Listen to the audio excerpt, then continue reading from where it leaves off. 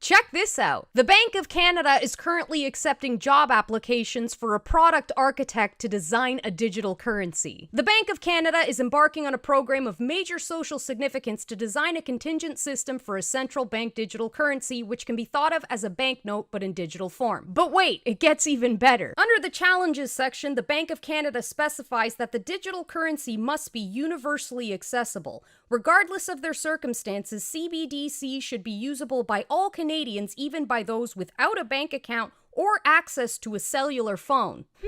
What sort of technology could allow you to access digital currency without a cell phone? Could it be a microchip? This may seem far-fetched to those of you who remained willfully ignorant over the past 19 months, but it isn't far-fetched at all. Here's how human microchipping is going in Sweden. When Elias Brotberger goes to work, he doesn't need ID, and he doesn't need money. In fact, much of what he needs to get through the day is hidden right there, just below the surface, in his hand. Embedded in his hand is a microchip that serves as his keys, his ID, and his wallet. Now, while the chip being used in Sweden connects directly to the user's bank account, the CBDC being rolled out in Canada is not to be confused with online payment apps. This is a brand new centralized form of currency. So what does that mean? It means that this new form of currency will bypass the commercial banking system and be completely controlled by the government, with the ultimate goal of eliminating cash altogether. So once this system is in place, the government can track all of your spending habits, automatically withdraw funds for taxation, and even shut your digital wallet down altogether if you're being a bad little boy or girl. Centralized digital currency is already in place in China, where it will be integrated into their social credit system. A system that scores citizens on their behavior, and bad behavior is punished by restricting their participation in society. A bad score can come from minor infractions like gossiping, littering, or speaking ill of the government, and can result in being blacklisted from traveling, going to restaurants, or even renting a home. Wow, interesting how China's social credit system looks identical to the vaccine passport we're using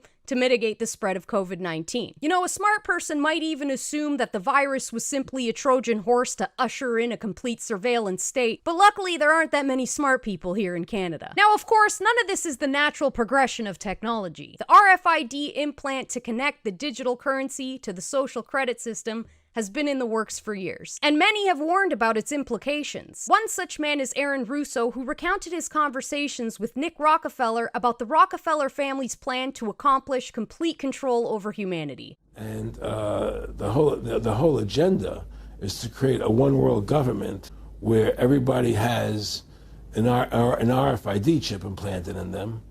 All money is to be in those chips. Right? There'll be no more cash. And this is getting me straight from Rockefeller himself. This is what they want to accomplish. And all money will be in your chips.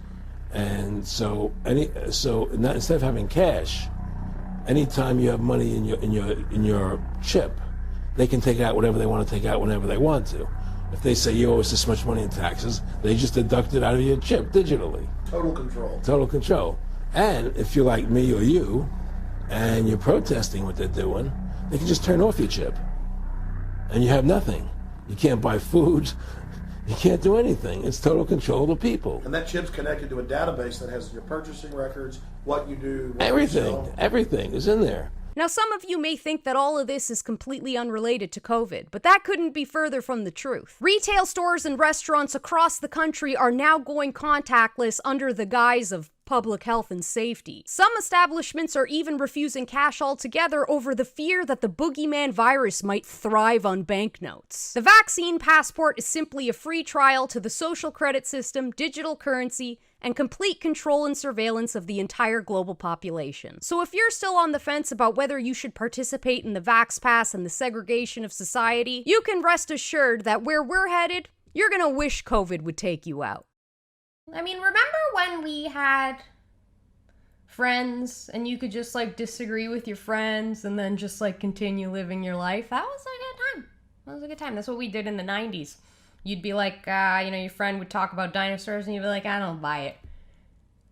And they'd be like, you don't buy dinosaurs? Like, what part? You don't buy that they existed? You don't buy that they look like that? And I was just like, I don't buy it.